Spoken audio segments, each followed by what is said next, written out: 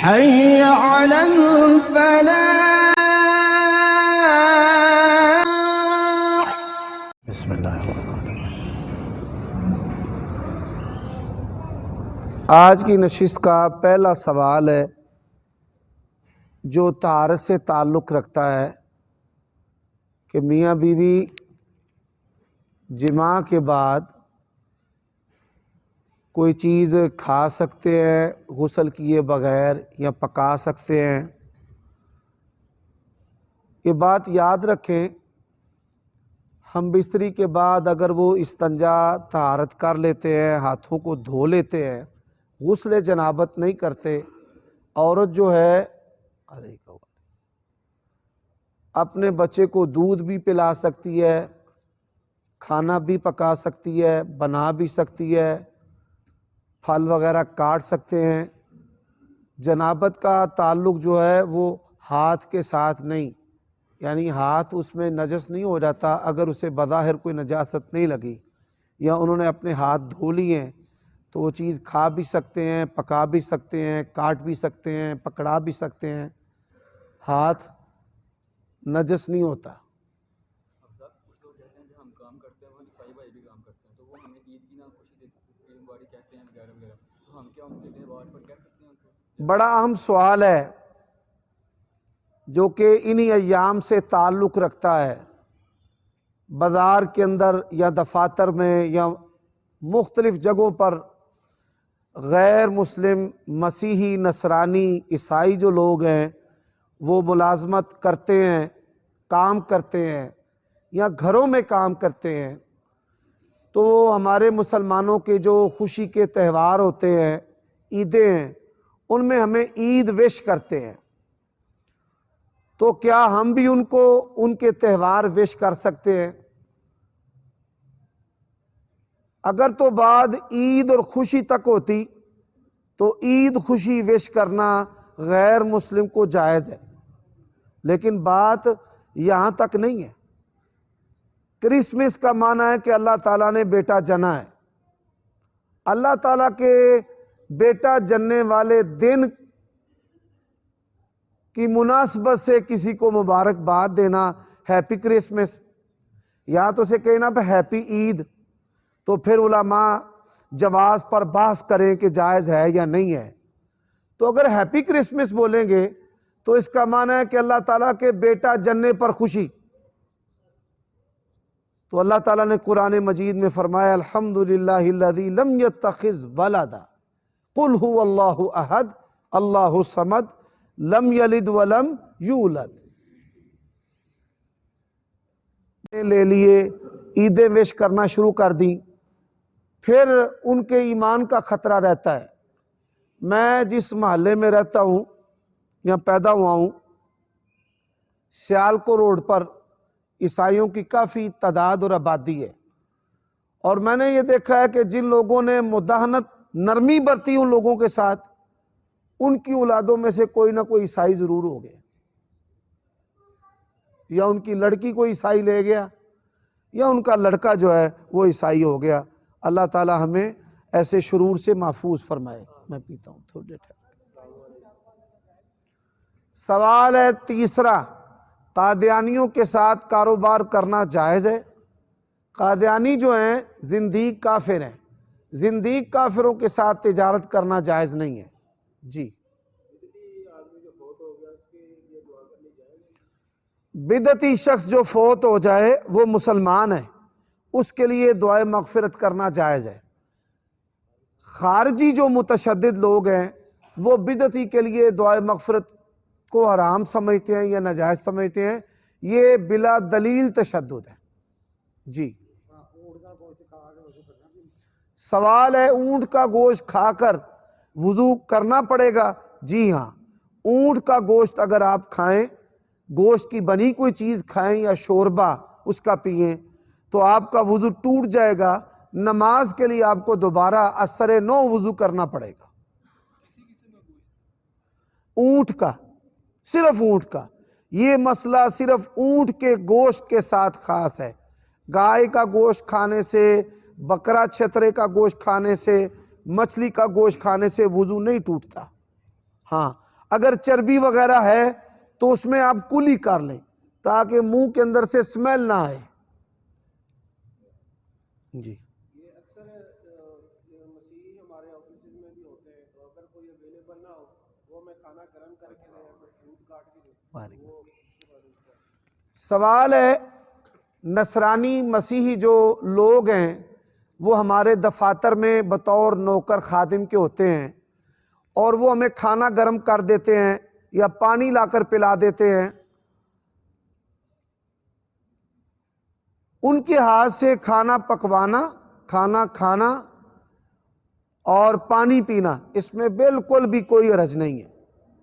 آپ صلی اللہ علیہ وآلہ وسلم نے مشرکہ عورت کے مشکیزے سے پانی جو ہے وہ پیا، جس کو صحابہ کرام پکڑ کے لائے اور اس نے بتایا کہ کئی دن لگے ہیں پانی تک پہنچنے میں، اور جہاں میں نے پانی لے کر جانا ہے وہاں بھی 3 دن لگنے ہیں. تو پانی اس کے مشکیزوں سے لے کر پیا گیا. تو وہ کہتی ہے اللہ کی قسم ہے پانی ویسے کا ویسے ہی، کم ہی نہیں ہوا. اور پھر اس نے اپنی قوم کو جا کر نبی علیہ السلام کا معجزہ سنایا اور آپ کے اخلاق کے بارے میں آگاہ کیا. تو اس عورت کے بتانے پر پورا قبیلہ مسلمان ہو گیا. تو آپ ان سے حسن سلوک کریں. جو دینی امور ہیں ان پر نرمی نہیں ہونی چاہیے. اخلاقی جو چیزیں ہیں، مثال ہمارے یہاں پہ کئی نصرانی ہیں وہ زیر ناف اور زیر بغل بال بھی اتارتے ہیں. ہماری مسجد کے اندر ایک مزدور تھا، تو مزدوری کرنے کے لیے جب اس نے کپڑے اتارے تو میں نے دیکھا کہ اس کے بغلوں کے اندر بال نہیں ہیں. تو میں نے اسے کہا کہ تیرے مذہب کے اندر تو ایسا حکم نہیں ہے، یہ تو مسئلہ مسلمانوں کے ساتھ خاص ہے. تو اس نے کہا کہ میں مسلمانوں کے محلے میں پیدا ہوا، جوان ہوا، ان کے ساتھ پڑھا، تو یہ مسلمانوں کے اندر جو طہارت کا عمل ہے نا یہ مجھے بڑا پسند ہے. انسان کے جسم سے بو نہیں جاتی، تو اس عمل سے بندے کے جسم سے بو جو ہے وہ چلی جاتی ہے. تو کئی ہمارے جو جزوی مسائل ہیں وہ اہل کتاب اختیار کر لیتے ہیں. عہد نبوی کے اندر وہ اپنے برتنوں میں شراب کا استعمال کیا کرتے تھے، اور اسی طرح سور جو ہے وہ اہل کتاب بیچتے بھی اور کھاتے بھی ہیں. ہمارے پاکستان میں تو ایسا نہیں ہے، لیکن یورپی جو ممالک ہیں، کفار کے جو ملک ہیں، ان کے اندر ایسا ہوتا ہے. تو جہاں ایسا شبہ ہو شراب کا، حرام کا، سور کا، تو وہاں آپ نہ کھائیں پیئیں. اور جب ایسا شبہ نہیں ہے اس نے آپ کو کھانا پکا کے دینا ہے اور اسی میں سے اس نے کھانا ہے اور آپ کو بھی کھلانا ہے اور پانی آپ کو پیش کرنا ہے، تو یہ جائز ہے. ترک ڈرامے جو دیکھنا ہے یہ جائز ہے. نبی علیہ السلام نے فرمایا ہے من کان یؤمن باللہ والیوم الآخر فلیکن خیرا. اسی طرح قرآن مجید کی آیت کریمہ ہے ان السمع والبصر والفؤاد کل اولئک کان عنہ مسئولا. آپ فضول کاموں میں اپنے وقت کو ضائع نہ کریں. یہ کئی جو لڑکے عشق بازیاں کرتے ہیں، یہ میں نے عشق کے ساتھ بازی کا لفظ از خود استعمال کیا ہے. وہ فلموں سے یہ چیز سیکھتے ہیں، ڈراموں سے سیکھتے ہیں کہ ایک لڑکی ہے اور ایک لڑکا ہے اور ایک عاشق ہے اور ایک معشوقہ ہے، اور لڑکی گھر سے بھاگتی ہے، پھر بھاگنے کے طریقے بتائے جاتے ہیں. پھر ڈراموں کے اندر کیسے ماں کو جواب دیتے ہیں، کیسے وہ چالیں چلتے ہیں، اور پھر اخلاق بافتہ ترک ڈراموں کے اندر کئی لوگوں نے ان ڈراموں کو دیکھنے کے بعد اپنے گھریلو جو ملازمہ ہیں اس سے جنسی تعلق قائم کر لیے کہ یہ ہماری لونڈی ہے. ان کو لونڈیوں کے بارے میں مسائل کا پتہ ہی نہیں ہے. تو جس چیز کا نام ڈرامہ ہے نا وہ ایمان کو خراب کرنے والا عمل ہے، یہ بات یاد رکھ لیں. تو آپ کا وقت قیمتی ہے، آپ اس قیمتی وقت کے ساتھ تجارت کریں، رزق حلال کمائیں، بچوں کی تربیت کریں. ڈرامے فلمیں دیکھتے ہیں، بچے آوارہ گھوم رہے ہیں پھر رہے ہیں، ان کا کوئی حال نہیں ہے جی۔ اگر وہ فوت ہو جائے اس کے وارثوں سے تعزیت کرنی چاہیے کہ بڑا اہم سوال ہے، اس کا جواب میں کئی دفعہ پہلے بھی دے چکا ہوں کہ غیر مسلم محلے دار یا ساتھ کام کرنے والا یا کوئی ملازم آفیسر فوت ہو جاتا ہے تو کیا اس کے ورثاء سے تعزیت کرنا جائز ہے، جیسے ہندو ہے، عیسائی ہے؟ جی ہاں، تعزیت کرنا جائز ہے۔ اللہ تعالیٰ آپ کو صبر دے، اللہ تعالیٰ آپ کو اس آزمائش میں حوصلہ دے۔ اس طرح کے آپ الفاظ بول سکتے ہیں، یہ آپ نہیں کہہ سکتے کہ اللہ تعالیٰ اس کی بخشش کرے، مغفرت کرے۔ غیر مسلم کے لیے بخشش اور مغفرت کرنا دین اسلام کے اندر جائز نہیں ہے۔ ویسے حوصلہ افزائی کے جملے کہہ سکتے ہیں، صبر کے جملے آپ کہہ سکتے ہیں، شامل ہو سکتے ہیں، لیکن جو اسلام نے لائن کھینچ دی ہے اس کو آپ عبور نہیں کر سکتے جی۔ جو پراپرٹی کا کام کرتے ہیں کمیشن وغیرہ کا، وہ کچھ کہتے ہیں کہ ایک طرف سے لینی چاہیے، دو طرف سے جائز نہیں آیا کہ اس کی تھوڑی سوال یہ ہے کہ پراپرٹی کا جو کاروبار ہے اس میں جو کمیشن کا عمل ہے وہ یک طرفہ بھی ہوتا ہے اور دو طرفہ بھی ہوتا ہے۔ کمیشن یک طرفہ ہو یا دو طرفہ ہو، فریقین کو پتہ ہونا چاہیے، کوئی چیز پوشیدہ نہیں ہونی چاہیے، کوئی ٹوکا دھوکا نہیں ہونا چاہیے۔ ایک طرفہ بھی جائز ہے اور دو طرفہ بھی جائز ہے۔ جو دلیل ایک طرفہ کمیشن کے جائز ہونے کی ہے وہ دو طرفہ کے جائز ہونے کی بھی ہے۔ وضو کے بعد جب ہم جرابیں پہن لیتے ہیں اس کے بعد پھر اتار کے پہن سکتے ہیں، وہ رہے گا؟ سوال ہے بڑا اہم، ماشاءاللہ آج تو نشست کے اندر بڑے موقع اور حالات کی مناسبت سے سوال آ رہے ہیں۔ آپ نے وضو کیا، وضو کرنے کے بعد آپ نے جرابیں پہن لی، جرابوں پر آپ نے مسح کر لیا، اگر آپ جرابیں اتار دیں گے تو کیا وضو ٹوٹ جائے گا؟ اس میں علماء کے دو گروہ ہیں۔ شیخ بن باز اور دیگر کئی علماء کہتے ہیں کہ وضو ٹوٹ جائے گا کیونکہ مسح دھونے کے قائم مقام ہے۔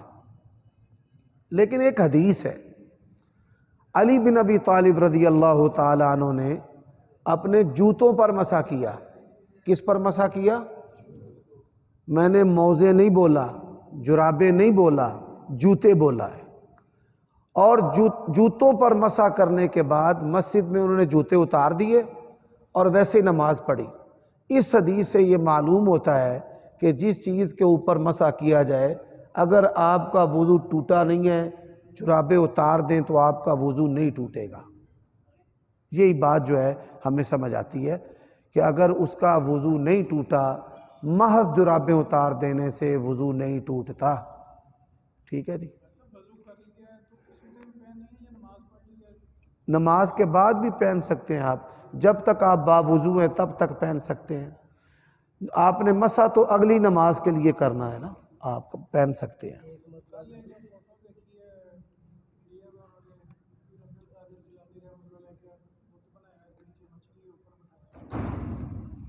انڈیا کے مسلمان جو ہیں وہ بڑے بڑے مضحکہ خیز عمل کرتے ہیں، ہندوؤں کی دیکھا دیکھی، ان کے بھگوان ہیں تو اپنے پیروں کے بت بنا لیے، پیر عبد القادر جیلانی۔ جو حکم ہندوؤں کے بت کا ہے وہی حکم ان تصویروں اور بتوں کا ہے۔ پیر عبد القادر جیلانی کی تصویر خیالی لٹکا لینا، پھر اس کے ساتھ خیر و برکت کا عقیدہ رکھنا، یہ تو مشرکین والا شرک ہے، کھلا کھلا بالکل۔ ایک مرتبہ وضو کر کے جرابیں پہن لیے، کتنی نمازیں ادا کر سکتے ہیں مسح کے ساتھ؟ ایک مرتبہ وضو کر کے جرابیں پہن لی ہیں تو یوم و لیلہ 24 گھنٹے دن اور رات جو ہے اس کے اندر آپ ساری نمازیں پڑھ سکتے ہیں، نفلی بھی فرضی بھی۔ ہاں، جب وضو کریں تو مسح کریں، جب وضو کریں جرابیں وضو کر کے پہننی ہیں اور ہر وضو کے ساتھ جرابوں پر مسح کرنا ہے جی۔ سوال ہے جرابوں پر مسح، یہ اتنا مضبوط مسئلہ ہے کہ امام ابو حنیفہ رحمہ اللہ نے اپنی وفات سے پہلے اپنے پرانے موقف سے رجوع کر لیا اور جرابوں پر مسح کے قائل ہو گئے تھے۔ سوال ہے آدمی مسافر ہو تو کتنے دن مسح کر سکتا ہے؟ 3 دن اور 3 راتیں 72 گھنٹے وہ فرضوں اور نفلوں کے لیے باوضو ہو کر مسح کر سکتا ہے۔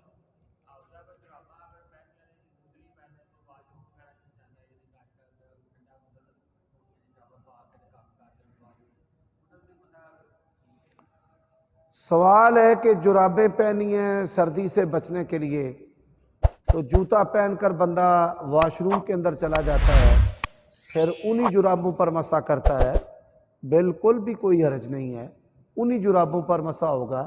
واش روم کے لیے یا بیوی، ایک بات سمجھ لے، 2 مسئلوں کی میں وضاحت کر دیتا ہوں۔ واش روم کے لیے آپ جرابیں نہیں اتاریں گے، یا ہو کر آئیں تو آپ اسی پر مسح کریں، لیکن اگر آپ بیوی کے قریب جاتے ہیں یا آپ کو جنابت لاحق ہو جاتی ہے تو پھر آپ کا مسح نہیں چلے گا، پھر آپ پر غسل فرض ہے، آپ کو جرابیں اتارنا پڑیں گی۔ سب اپنا مطلب جو وضو جگہ گلی ہے جراباں مطلب گلیاں ہوئی ہیں پھر مسا ہو سکتا ہے یا نہیں ہو سکتا؟ اگر جرابیں گیلی ہو جاتی ہیں مسح ہو جاتا ہے، ہاں، جرابوں کے لیے خشک ہونا شرط نہیں ہے۔ ہاں، یہ جرابیں 2 مقصد کے لیے پہنی جاتی ہیں، سردی سے بچنے کے لیے اور جوتے کی رگڑ سے بھی بچنے کے لیے، کہ جرابیں پہن کر جوتا پہننے میں آسانی ہوتی ہے، وگرنہ جوتے کا چمڑا انسان کے جو چمڑے کو نا زخمی کر دیتا ہے۔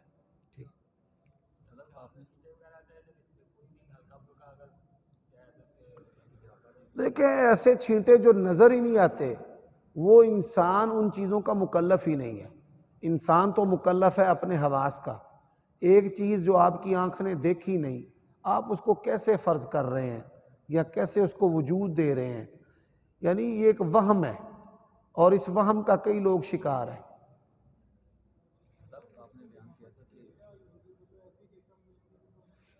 غسل جنابت کے لیے سب سے پہلے استنجا ضروری ہے۔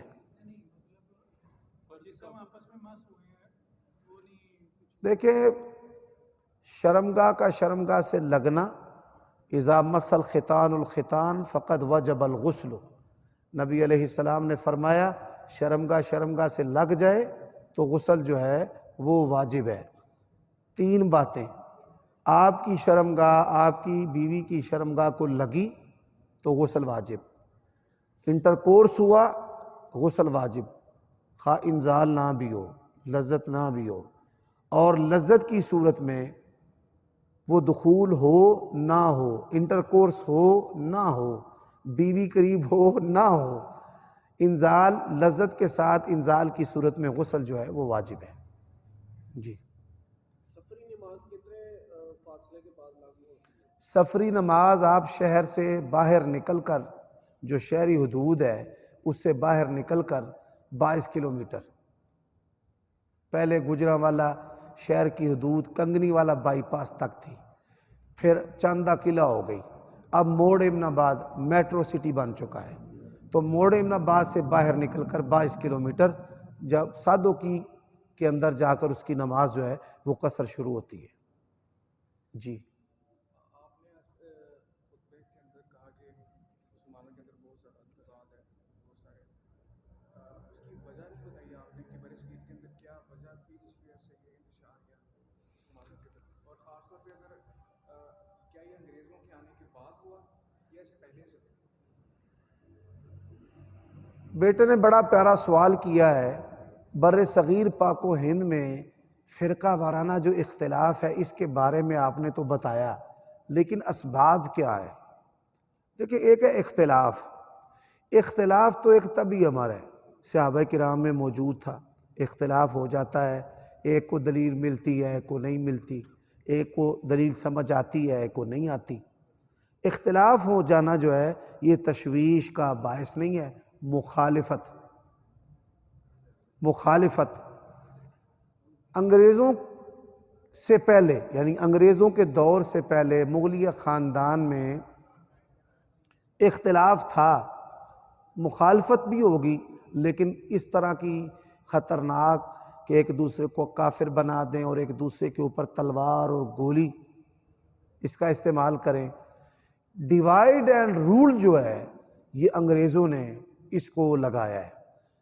پوری دنیا کے اندر جہاں پر استعماری حکومتیں ہیں اور جہاں پر انگریزوں کی حکومتیں ہیں، ہمارے پاکستان کے اندر اور مسلمان ملکوں میں استعماری حکومتیں ہیں، ان کی ڈوریاں اور ان کا ریموٹوا وہ کفار کے ہاتھوں میں ہے۔ بات کی سمجھ آئی ہے؟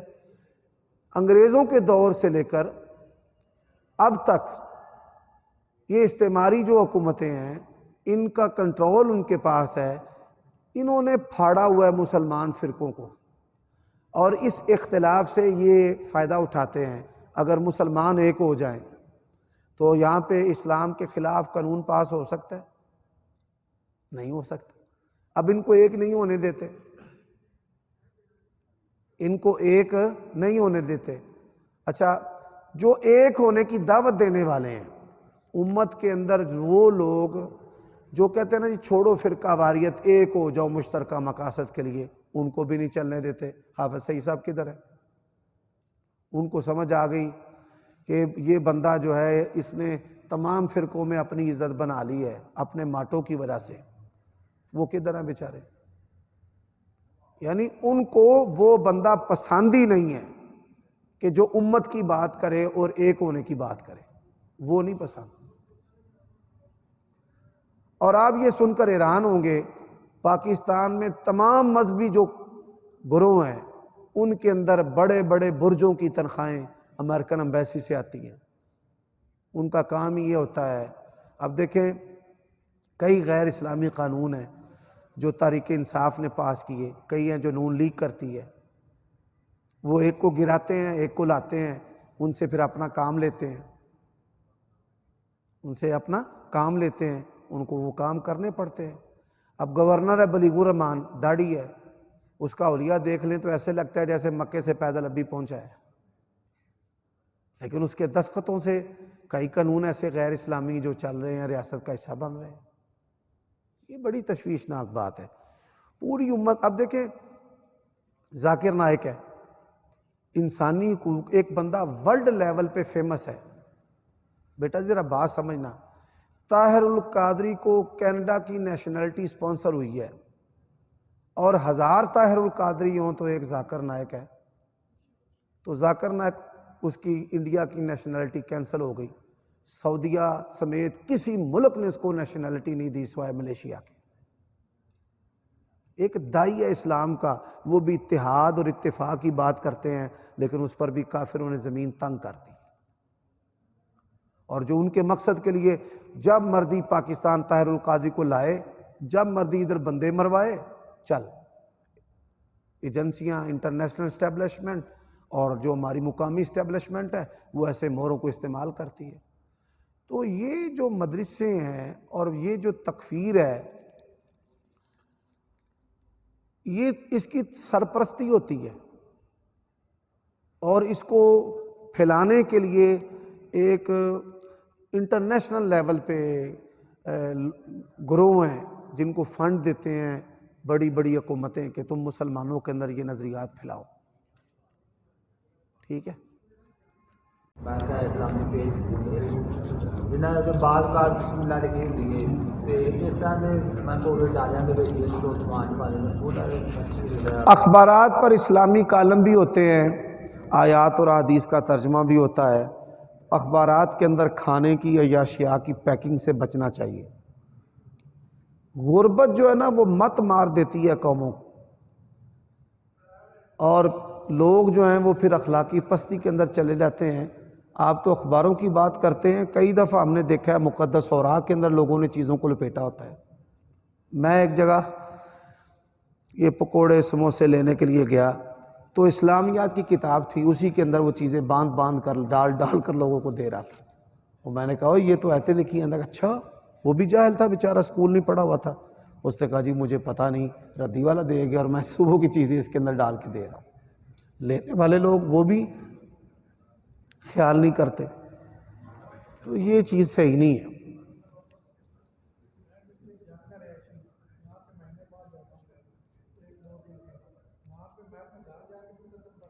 آپ نے ادھر بھی پوری پڑھنی ہے، آپ نے ادھر بھی پڑھنی ہے پوری۔ ضلع جھنگ کے رہائشی ہیں، ادھر مہینہ رہتے ہیں، مہینے کے بعد جاتے ہیں، تو جناب چھنگوی صاحب آپ نے ادھر نماز بھی پوری پڑھنی ہے ادھر بھی پوری پڑھنی ہے، معافی معافی، ہاں جی کوئی معافی۔ فرقوں کی آپ نے آج بات کی ہے، بہت اچھی بات کی ہے۔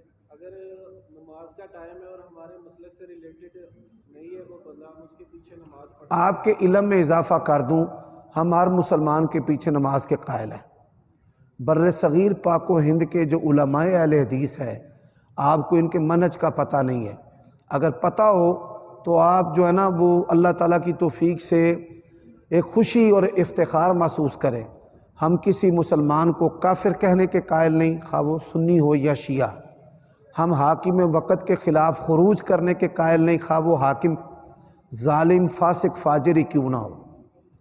انہی مسئلوں پر اسی طرح ہم توحید حاکمیت اور طاغوت کہہ کر اسمبلیوں اور عدالتوں پر برسنے کے قائل نہیں ہیں۔ یہ فرقوں کا کام ہے۔ حنفی کہتا ہے کہ غیر حنفی کے پیچھے نہیں ہے، دیوبندی کہتا ہے غیر دیوبندی کے پیچھے نہیں ہے، بریلوی کہتا ہے کہ غیر بریلوی کے پیچھے نہیں ہے۔ مسلمان ہونا شرط ہے اور اس کے اندر امامت کی شرائط پائی جائے۔ مسلمان ہو اور اس کے اندر کون سی شرائط پائی جائیں؟ بھائی زانی شرابی تو امام نے نہ بنانا تو سا، مسلمان ہو اور اس کے اندر شرائط امامت پائی جائیں۔ ترکوں کے دور میں وہاں پر صوفیوں کی حکومت تھی، بریلویوں کے ساتھ ان کے عقائد ملتے تھے، 6 صدیوں تک ان کی حکومت رہی ہے۔ کیا خیال ہے؟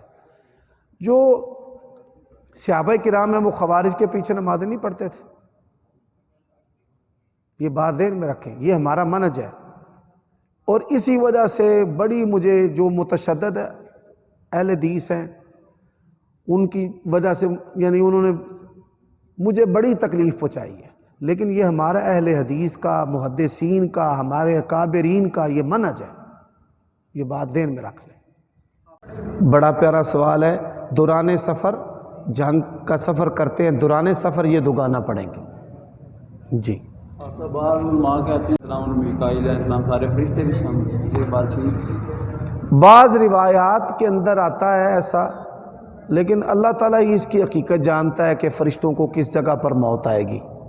حقیقی اور صحیح بات ہے کہ ان کی موت کا جو جگہ ہے، مقام ہے، وہ متعین نہیں ہے، آئے گی ویسے آئے گی بالکل۔ امام مشرق پیچھے یار سبحان اللہ، ایک تو مشرک ہے ہندو، ٹھیک ہے، ہنومان کی پوجا کرنے والا، اور ایک بریلوی ہے، دونوں برابر ہیں؟ آپ ہی انصاف سے بتائیں۔ یہی چیز ہے، ہمارے بعض بھائی کہتے ہیں کلمہ گو مشرک، یہ کلمہ گو مشرک متشدد اہل حدیثوں کی ایجاد ہے۔ یا بندہ مسلم ہوتا ہے یا کافر ہوتا ہے، اس کے درمیان کچھ نہیں ہوتا۔ اگر کسی کو آپ نے مشرک کہہ دیا، اس کا مطلب ہے وہ دار اسلام سے خارج ہے۔ کس سے خارج ہے؟ ٹھیک ہے، تو اس طرح کے جملوں، مبہم جملوں سے آپ بھی بچیں۔ بریلوی مسلمان ہیں، اگر وہ اہل حدیث کے ساتھ اناد نہیں رکھتے تو آپ نماز پڑھیں۔ اگر وہ آپ کے خلاف اناد رکھتے ہیں، لوگوں کو ابھارتے ہیں، پھڑ لو بھابی جانے نہ پائے، یا نماز دے وچ ہی چوکے باہر مار دیندے نے، پھر آپ بچیں۔ یہ آپ غور کریں، دعوت کا ایک بڑا خوبصورت ذریعہ ہے۔ آپ ان کے اندر کھڑے ہو کر سنت کے مطابق رفع دین، ہاتھ سینے پر باندھیں، اونچی آمین کہیں، ان تک دعوت سنت کی پہنچے گی یا نہیں پہنچے گی؟ بولیے بس۔ دیکھیے پتر، اگر وہ منع کرتے ہیں تو نہ جائیں۔ اللہ نے تبھی تو کہا ہے کہ اس سے بڑا ظالم کون ہے جو اللہ کی مسجدوں سے روکتا ہے۔ جو مسجد اللہ کی ہے نا، اس سے کوئی نہیں روک سکتا۔ ہاں، جو کسی فرقے کی مسجد ہے وہ روک لیں۔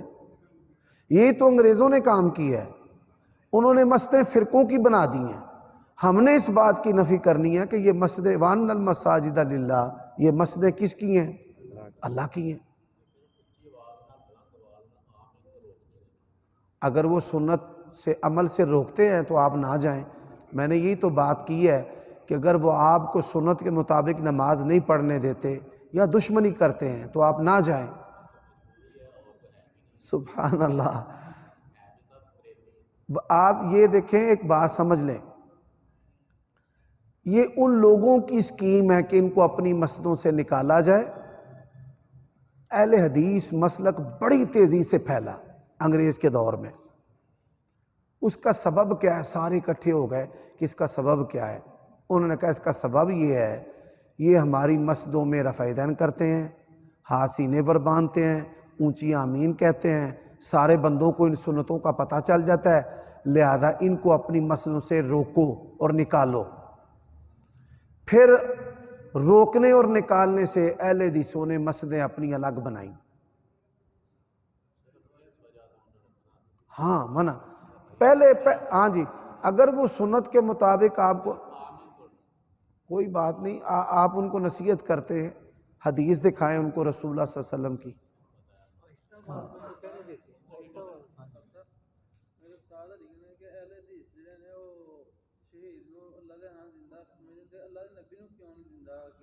نبی علیہ السلام اللہ کے ہاں تو زندہ ہیں، دنیا میں زندہ نہیں ہے نا. نبی علیہ السلام زندہ ہوں کوئی اور خلیفہ بن سکتا ہے؟ نبی علیہ السلام زندہ ہوں کوئی امام اور بن سکتا ہے؟ اللہ کے نبی زندہ ہیں. آپ کا مال جو ہے، سیدہ فاطمہ نے کہا کہ مجھے وراثت دو، زندہ بندے دی وراثت ہوندی ہے. نبی علیہ السلام دیاں بیویاں نے عدت گزاری ہے، دنیا دے وچ زندہ ہوئے تے عدت گزار دیاں نے. قبر جڑی ہے وہ زندہ بندے دی بندی ہے. سبحان اللہ. اس کو زیادہ تر فالوور اہل حدیث کے بچوں سے ملتے ہیں. وہ دلیل میں نے نا بڑی ایک بات ذہن میں رکھے، ہمارے یہ جماعت الدعوہ والے جو بھائی ہیں نا، بندوں کے نا مزاج ہیں. جو بندہ منفی کام کرے گا نا، وہ آپ کے لیے منفی کام کر رہا ہے کہ کسی کو اس نے لٹایا ہوا ہے حافظ صاحب کی محبت میں، اور جب اس کو لٹانے کا منفی کام نہیں ملے گا تو پھر وہ آپ کے خلاف یہ کام کرنا شروع کر دے گا. ہمارے یہ جو جذباتی گرم دماغ جو بھائی ہیں، کوئی فتنہ ایسا نہیں ہے جہاں منہ نہیں مارتے. اور نبی علیہ السلام نے فرمایا فتنے ہوں گے، ستکون فتنے ہوں گے. بیٹھا ہوا کھڑے سے بہتر ہے، کھڑا چلنے والے سے بہتر ہے، اور چلنے والا دوڑنے والے سے بہتر ہے. اور رسول اللہ صلی اللہ علیہ وسلم نے فرمایا جو فتنے کو دیکھے گا، فتنہ اس کو کھینچ لے گا. فتنہ اس کو کیا کرے گا؟ کھینچ لے گا. کبھی بھی کسی فتنے کی طرف مت دیکھیں، خواہ آپ کتنے علم والے کیوں نہیں ہیں. یہ بڑے بڑے فتنے ہیں. میں کوئی کتاب پڑھتا ہوں، پڑھنے کے بعد نہ میں اپنی بیوی کو کہتا ہوں اس کو جلا دو، چولہے کے اوپر رکھ کر اس کو خاک بنا دو. اچھا وہ ایک دن میں نے اس کو کہا کہ یہ کتاب جلا دو، اس نے کہا پتہ نہیں اس کتاب کے اندر کیا ہے جو کہتے ہیں کہ کتاب جلا دو. پڑھتا ہوں میں، لوگ دیتے ہیں جی یہ کتاب پڑھ لی ہے، دماغ اب جو ہے نا وہ بڑا گندا ہو گیا ہے، اللہ تعالیٰ کے بارے میں ہے، رسول اللہ کے بارے میں ہے، صحابہ کے بارے میں ہے، قرآن کے بارے میں ہے. تو میں پڑھتا ہوں، پڑھ کر میں اس کو گھر بھی نہیں رکھتا، کہیں یہ نہ ہو کہ میرا بچہ اس کو پڑھ لے اور مرتد ہو جائے، یا کوئی میرا عزیز پڑھ لے تو مرتد ہو جائے. تو میں کہتا ہوں اس کو جلا دو. وہ میری بیوی نے کہا کہ پتہ نہیں کیا ہے کتاب کے اندر، میں دیکھوں تو صحیح. اس نے کتاب دیکھی، پھر اس کے بعد جلا دی. 1 مہینہ مینوں دے ذہن دی صفائی کر دیا لگ گیا. روز مینوں پوچھے اس گل دا کی جواب ہے، اس گل دا کی جواب ہے. اب میں کہتا ہوں جلا دو، فوراً جلا دیندی. میں ہوں پڑھ لے، آندھی نا نا نا نا. یہ جو فتنے ہیں یقین جانیے، میں نے کئی دفعہ علماء میں مجلس ہوتی ہے نا، ہم جب یہ کتابیں پڑھتے ہیں، شیطان ہم پر بھی بڑے بڑے حملے کرتا ہے. کئی علماء مجھے کہتے ہیں سانو حملے کر دیا، اسی مرزائیاں دے بارے کتاب پڑھنے آتے ہیں، مرزائی ہو جا. تو یہ چیز ہے، جتنے بھی ایسے فتنے ہیں ہمیشہ آپ اس سے بچیں، ٹھیک ہے. اور جب آپ اس کو دیکھیں گے، پڑھیں گے، وہ فتنہ پھر آپ کو کھینچ لے گا. اس نے کہنا آ جا بھائی. نہیں وہ پتا کرتا میں تو نہیں کھانا پینا، لیکن جا پیچھا ہے کمائی وہ پھر حلال. یہ یورپ کے ملکوں میں کمائی کے لیے جانا ہی جو ہے نا محل نظر ہے، وہاں پر جا کر انسان ان چیزوں سے بچ نہیں سکتا۔ یورپ جا کے دے بندہ کہے کہ میں ہونے تھے حلال و حرام دے اصولاں دی 100% پابندی کرنا ہونی نہیں ہے۔ اللہ تعالیٰ اس کے ایمان کو بچا کر رکھے۔ اکثر لوگوں کو سنیا ہے کہ رمضان چ کپڑے وغیرہ بنائیے تو انہوں کا جواب نہیں دینا پہلا، اس تو علاوہ بنائیے تو جواب۔ سوال ہے کہ رمضان کے اندر اگر نئے کپڑے بنائیں تو ان کا حساب نہیں دینا پڑتا، یہ جاہلوں کی گپ ہے، جھوٹ کے سوا کچھ نہیں ہے۔ یعنی کہ پورا پورا سال حج والے دن بھی کوئی چیز عمل کرے گا اس کا حساب دینا پڑے گا۔ جائیداد کا بٹوارا جب ہوتا ہے 3 بھائی محنت کرتے ہیں، 1 بھائی بیٹھ کے کھا رہا ہوتا ہے، لیکن جب بٹوارا ہوتا ہے وہ چوتھے کو بھی سارا کچھ دینا پڑتا ہے۔ بیٹا جی سوال ہے کہ جائیداد کے بٹوارے کے وقت ایک ایسا بھائی جو بیٹھ کے کھانے والا ہے وہ بھی برابر کا حصہ دار بن جاتا ہے، ایسا کیوں ہے؟ اب ذرا سمجھنا بھائی، یہ 2 بھائی بیٹھے ہیں، ایک کا نام عبد الرحمن ہے اور ایک کا نام عزیر ہے، حقیقی بھائی ہیں دونوں، 5 بھائی ہیں، سب سے بڑا عبد الرحمن ہے اور سب سے چھوٹا یہ عزیر ہے۔ اب اس سوال کے 2 پہلو ہیں۔ ایک پہلو ہے کہ عبد الرحمن جو ہے وہ محنت کر رہا ہے اور عزیر کھا رہا ہے، یہ انڈرسٹوڈ بات ہے، لیکن اس کا دوسرا پہلو ہے کہ عزیر کا کیا قصور ہے، 5ویں نمبر پر اللہ تعالیٰ نے اس کو دنیا میں بھیجا ہے، وہ پہلے پر بھی آ سکتا تھا۔ اب اللہ کی تقسیم یعنی نمبر تو دیتا ہے اللہ، عبد الرحمن کو اللہ نے بڑا بنایا، عزیر کو کس نے چھوٹا بنایا ہے؟ اللہ نے۔ عبد الرحمن 5ویں نمبر پر آ سکتا تھا، عزیر پہلے نمبر پر آ سکتا تھا، ٹھیک ہے۔ اور اگر عزیر جو ہے وہ اب اپنے بھائی کی کمائی سے کھا رہا ہے تو ظاہری بات ہے کہ عبد الرحمن جو ہے عزیر جب دنیا میں نہیں آیا تھا تب وہ اپنے باپ کی کمائی سے کھا رہا تھا اور اس کو اپنے باپ کی کمائی سے آگے بڑھاوا ملا۔ تو جائیداد کی تقسیم میں یہ بات یاد رکھیں، جو چیز باپ کے نام پر ہے وہ چھوٹا ہے، 1 دن کا ہے یا وہ بڑا ہے، وہ شریعت کے مطابق تقسیم ہوگی۔ ہاں اگر جو بڑا بھائی ہے اس کو اس کی محنت کا باپ کچھ نہ کچھ زائد دے سکتا ہے، کچھ نہ کچھ زائد دے سکتا ہے، نہ بھی دے تو کوئی حرج والی بات نہیں ہے۔ ہمارے معاشرے میں کیا ہوتا ہے، یا بڑا پیس جاتا ہے یا چھوٹا پیس جاتا ہے۔ چھوٹے میں ویکھیا رول دے کہ پرا وڈے سام گئے تو نکے رول دینے پہ، اور اسی طرح میں نے دیکھا ہے کہ چھوٹے جو ہیں وہ ان کے پاس مال آ گیا ہے، وڈا پرا پھنڈر ہو گیا، بڈھا ہو گیا ہے، نہیں پھرن ٹرن جو کر رہا، انہوں کوئی فٹے منہ نہیں پوچھتا۔ اللہ نہ کرے کہ کل کوئی عبد الرحمن بیٹھ جائے، چھوٹے بھائی کہیں اسی کریے، نہیں، پہلے یہ سمجھیں کہ اس جہالت کو بھی دور کریں کہ صلہ رحمی کا سب سے اول حقدار بھائی ہے۔ پہلی یہ چیز جو ہے اس کو اپنے ذہن میں بٹھائیں، یہ تقسیم اللہ کی ہے، ٹھیک ہے۔ اللہ کی تقسیم پر انسان کیا کر سکتا ہے؟ اب دیکھیں انسان کو برابری کرنے کا حکم ہے، ایک بیٹا جوان ہے، 6 فٹ قد ہے، ایک بیٹا 1 سال کا ہے، انہوں ادھا گز کپڑا لگتا ہے، انہوں 6 گز 6.5 گز کپڑا لگتا ہے، تو عدل کا حکم ہے۔ عدل کا معنی جو اس کی ضرورت ہے اس کو دیں، جو اس کی ضرورت ہے اس کو دیں، یہ نہیں کہ 6.5 میٹر ہی نکے نو لے کے دیو تو 6.5 میٹر ہی بڑے نو لے کے دیو، ایسا نہیں ہے۔ یہ انتظامی مسئلہ ہے، اس میں حال وقت یعنی اس وقت انسان اپنی بصیرت کو استعمال کرے اور پھر اس کے مطابق تقسیم کر لے۔